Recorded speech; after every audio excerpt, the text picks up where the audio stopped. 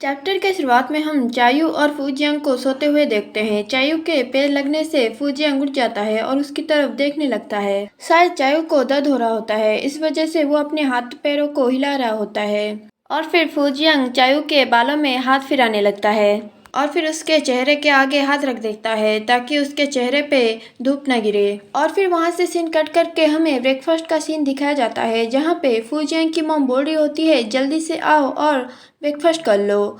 और फिर वो फूजियांग के कमरे में चली जाती है, जहाँ पे फूजियांग उन्हें इशारे करके चुप रहने के लिए बोल रहा होता है। और फिर आंटी फू अपने मन में सोचती है क्या ये बच्चा आज कुछ ज़्यादा ही खुश है। और तभी चायू उठ जाता है। आंटी आप वापस आ गई। फू आंटी बोलती हैं हाँ, मैं सुबह सुबह ही आ गई थी और मैं तुम्हारे लिए सोया मिल्क और टोस्टेड ब्रेड लेके आई हूँ, तो जल्दी चलो और खाना खा लो।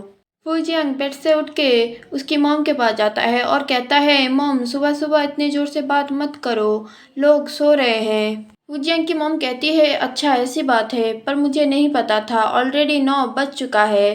फूजियांग कहता है ठीक है, अगली बार से ध्यान रखना। चायू डाइनिंग टेबल की तरफ आते हुए आंटी फू को गुड मॉर्निंग विश करता है। आंटी फू पूछती हैं तुम्हारा बाल इतना मैस कैसे हुआ। फूजियांग कहता है वो एक मरे हुए पिग की तरह सोता है। चायू कहता है तुम जो भी बोल रहे हो वो मुझे सुनाई दे रहा है। और फिर फूजियांग की मॉम कहती है खाने का टाइम हो गया, हैंड वॉश करो और खाना खाना शुरू करो। और फिर आंटी फू खाना खाते हुए कहती हैं अगले हफ्ते तुम्हारा पेरेंट टीचर मीटिंग है, क्या तुम्हारे पापा जाने वाले हैं, क्या मैं अंकल फू को उनके साथ भेजूं। चायू कहता है नहीं, पापा ने किसी को ढूंढ लिया है उनके साथ जाने के लिए। और फिर आंटी फू चायू को कुछ पूछने वाली होती हैं, तभी फूजियांग उन्हें रोक देता है और कहता है मॉम आज आपने खाने में कुछ ज़्यादा ही नमक डाल दिया है। और फिर आंटी फू पूछती है क्या सच में ज़्यादा नमक डाल दिया है। और फिर अपने मन में सोचती है फूजियांग तो खाने को लेके इतना पिकी नहीं है, तो आज उसे क्या हुआ है। और फिर चायू कहता है आंटी मुझे तो ये ठीक लग रहा है। और फिर सबके खाने के बाद आंटी फू प्लेट ले जाते हुए चायू से कहती है तुम एक बार अपने सिर का चेकअप कर लेना। चायू कहता है मैं ठीक हूँ आंटी। और तभी फूजियांग कहता है हम चाहें तो इसके ब्रेन को हॉटपॉट रेस्टोरेंट ले जा सकते हैं। चायू फूजियांग की तरफ देखते हुए अपने मन में सोचता है ये कहना क्या चाहता है। और तभी फूजियांग कहता है मैं तुम्हारे पिग ब्रेन के बारे में बात कर रहा था। और फिर चायू बहुत ज़्यादा गुस्सा हो जाता है और फिर कहता है हमारा अभी तक ख़त्म नहीं हुआ। उसके बाद चायू घर जाने लगता है। आंटी फू कहती हैं अच्छे से घर पहुंच जाना।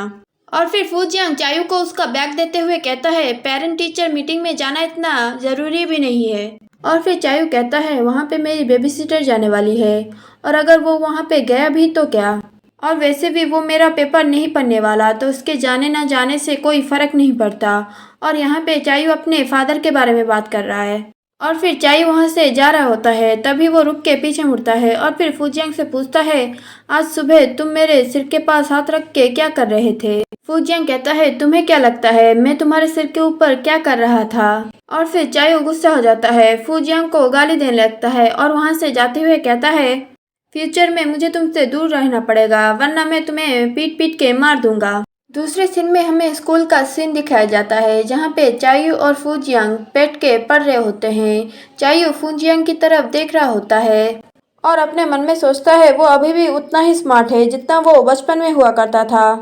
बचपन में भी वो अपने क्लास के बच्चों से ज़्यादा स्मार्ट हुआ करता था, इसलिए आंटी फू चाहती थी कि वो एक ग्रेड स्किप कर दे, पर फूजियांग ये नहीं चाहता था। तो फिर आंटी फू ने मुझे उसे मनाने के लिए कहा था। और फिर हम छोटे चायू को देखते हैं जो फूजियांग के पास जाके उसे कहता है तुम्हें एक ग्रेड छोड़ देना चाहिए। फूजियांग कहता है अगर मैंने एक ग्रेड छोड़ दिया तो मैं तुम्हारे साथ एक ही क्लास में पढ़ाई नहीं कर पाऊंगा। और फिर चायू एक मिट्टी के पुतले को लात मारते हुए कहता है तुम्हारे साथ एक ही क्लास में कौन पढ़ना चाहता है, और वैसे भी मुझे दोस्तों की ज़रूरत नहीं।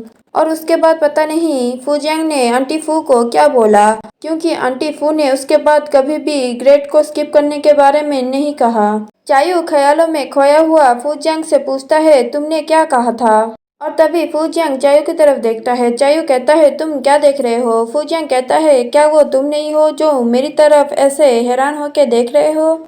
चायू कहता है मैं तो बस तुम्हें देख रहा था कि तुम क्या कर रहे हो, क्या अब मुझे इसके लिए भी पैसे देने पड़ेंगे।